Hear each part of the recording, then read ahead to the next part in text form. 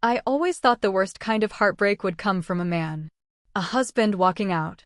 A friend is turning cold. But I was wrong. Nothing prepared me for the moment my own son looked me in the eye and told me I wasn't welcome in my own family. Mom, we just want a small Christmas this year. Just me, Amy, and the kids. You know, immediate family. The words hit harder than any slap. I stood there in his fancy new hallway, holding a tray of homemade cookies and a gift bag for each of my grandkids. Still wearing my coat, smiling. Still believing I was going to see their little faces light up. I blinked, waiting for him to laugh and say it was a joke. But he didn't.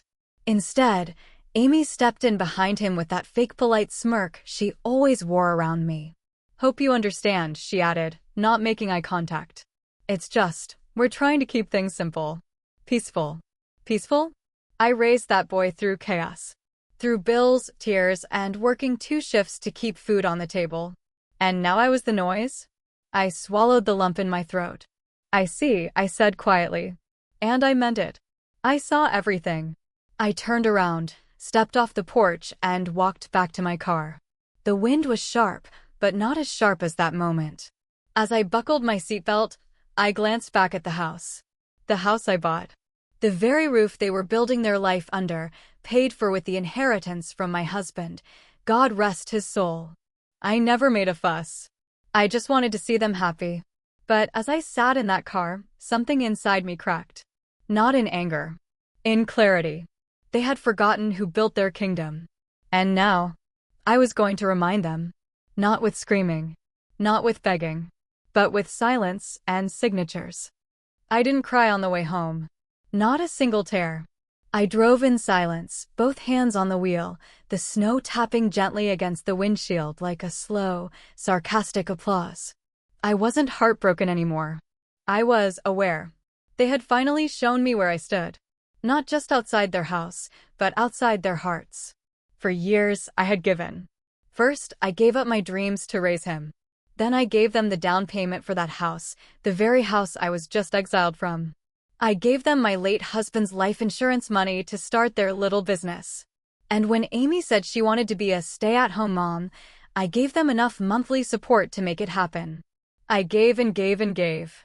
And now they wanted me to disappear quietly, like the holiday decorations they toss in a box after the fun is over. But they forgot one thing. I didn't sign over ownership. Not the house.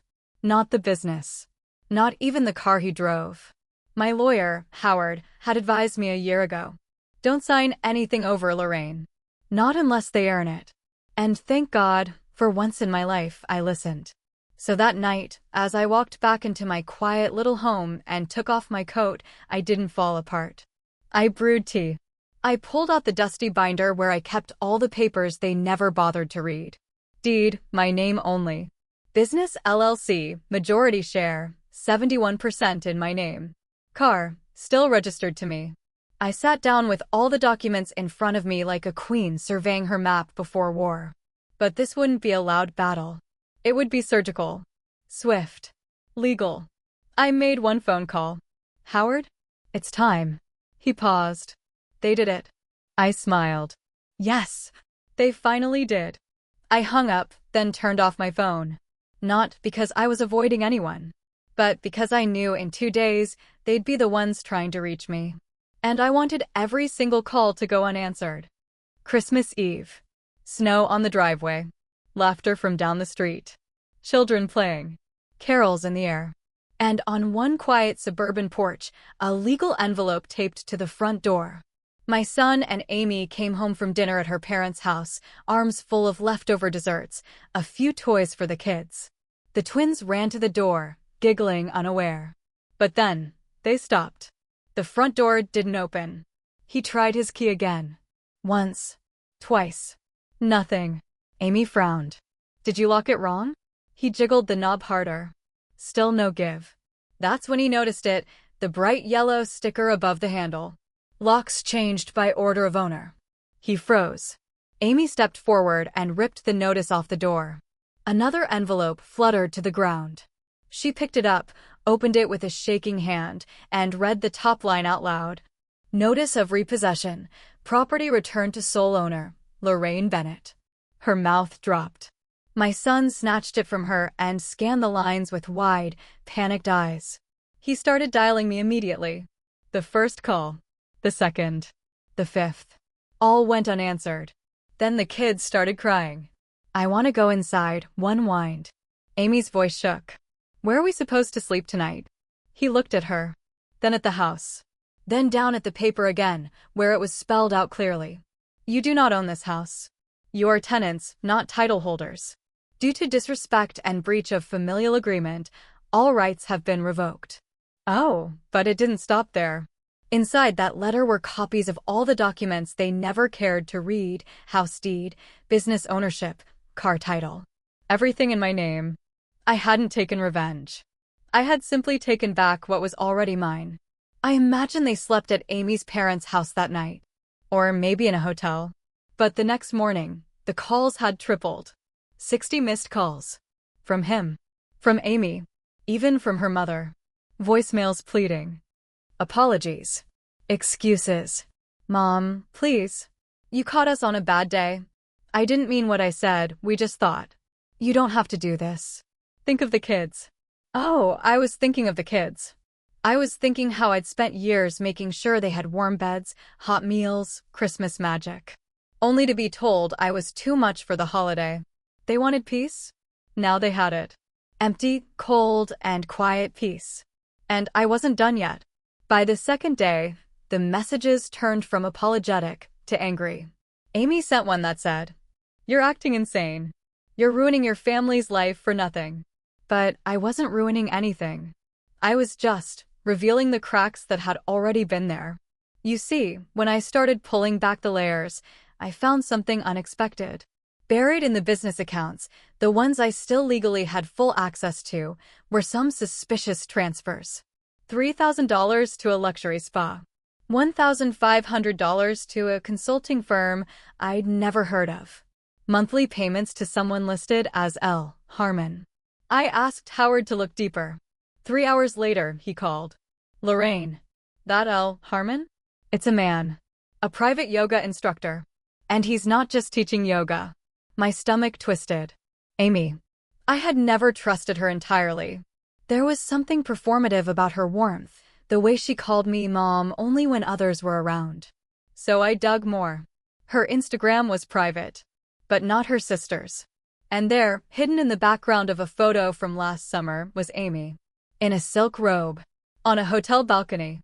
Champagne in one hand. And not my son beside her. The man was younger. Fitter. Dark-haired. L. Harmon. The caption was innocent. Girls trip. Amy livin' her best life, nail polish, beach with umbrella, #self-care weekend. But the truth was screaming through the pixels. So I printed the photo. Added it to a new envelope. Along with the bank statements. And a letter, handwritten in my calmest script. If you're going to throw me out of your life, at least clean up your lies first. Then I mailed it. To my son. Not Amy. Let her explain it herself. Because of this revenge? It wasn't about screaming or slamming doors. It was about pulling the thread. And letting the entire thing unravel while I sat back and sipped my tea. 3 days after the envelope was delivered, my doorbell rang. I opened it slowly. And there he was. My son. He looked nothing like the smug man who dismissed me on the porch just a week ago. His eyes were swollen. His hair uncombed. He looked like he hadn't slept since Christmas Eve. He was holding the photo in one hand. And the bank statements are in the other. Mom, his voice cracked. Is this real? I said nothing. Just stepped aside. He came in and sat on the same couch where I used to read him bedtime stories. Where he used to lie, head on my lap, when he scraped his knee. Now he was a man unraveling. I thought, she loved me, he whispered. I didn't respond. Because what could I say that would hurt more than the truth? He told me everything.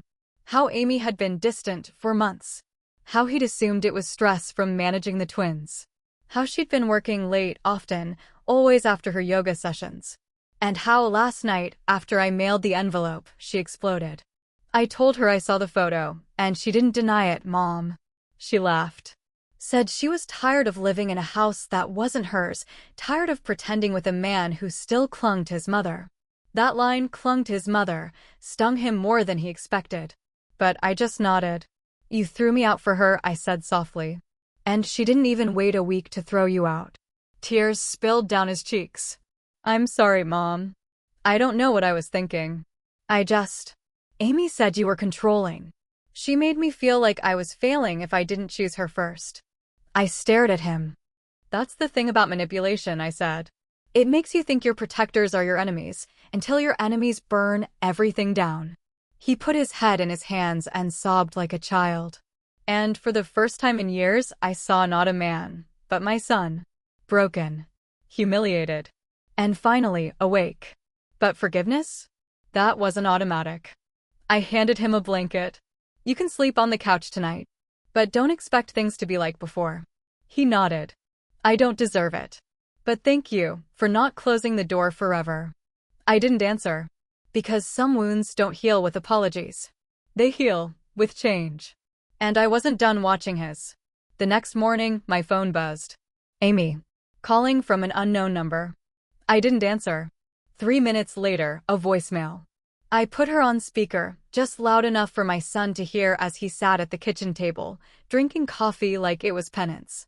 "Lorraine, you vindictive old witch. You think you've won? All you did was destroy your own family. You'll die alone, like all bitter women do." My son flinched. And I smiled.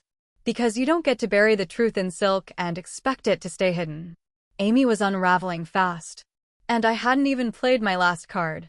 I turned to my son and said, "Do you remember the house deed you and Amy made me sign over for tax purposes 2 years ago?" He looked confused. "Yeah, what about it?" I pulled a thick folder from the drawer. "Read the fine print. You didn't transfer it to yourself. I had my lawyer add a stipulation. If I'm forcibly removed without cause or written notice, ownership reverts to me." He froze. "And since you tossed me out without either, legally, the house is mine again." His mouth fell open. Amy thought she had taken everything. But all she ever had was what I allowed. And now? She was living in a luxury condo I owned. I paused for effect. "Oh, and one more thing. I've listed the property. It goes on the market this week. Tell Amy she has 72 hours to get her designer luggage out." He looked like he might be sick. "Mom, she has the kids." "I know," I said gently. "And I have a lawyer who specializes in parental alienation and fraud. If she wants to go to war, I'm ready." I saw it in his face, the full collapse of a man who finally realized what he'd sacrificed for a woman who never saw him as more than a stepping stone. "I'll talk to her," he said quietly. "Maybe we can." "No," I cut in. "You can figure out your path. Mine is already clear." I stood, calm and certain. I raised a boy who forgot who stood beside him. Now I'll rebuild a life where I come first. He didn't argue. Because some lessons come like a whisper. But others? Come wrapped in deeds, voicemail recordings, and 60 missed calls. All ignored. 3 weeks passed. The house was sold. Amy never fought back, not legally. Instead, she left in the middle of the night. No calls. No explanations. Just a note shoved under my door. "You think you won. But all you did was destroy your son." I smiled when I read it. Because that's what manipulators do. They twist their own failure into someone else's fault. But this wasn't about destruction. It was about consequences. I'd spent the last 35 years giving as a mother, a wife, a woman. But this was the first time I took everything back. My son stayed with me for a while. At first, out of guilt. Then, out of shame. Eventually, he got a small apartment near his work. He asked me to help furnish it. I didn't. Not because I hated him, but because I loved myself more now. I was done patching the wounds of grown people who never asked why they caused them. We spoke once a week. Sometimes he brought the twins. They'd run to me, arms outstretched, eyes wide with joy, untouched by betrayal, still full of innocence. I never spoke ill of their mother.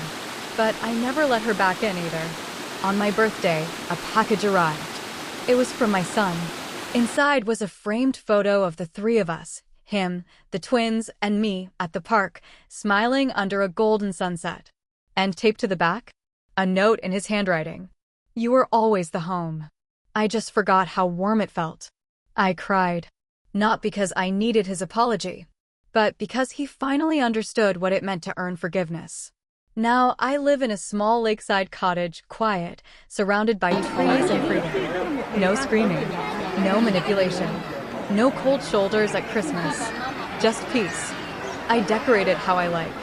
I eat dinner in silence or with laughter, depending on my guests. And every Christmas Eve, I pour a glass of wine, light the fire, and turn off my phone. Because revenge isn't always fire and fury. Sometimes, it's a woman sitting by herself, in a house she owns, surrounded by peace, while the people who betrayed her are stuck replaying their choices, alone.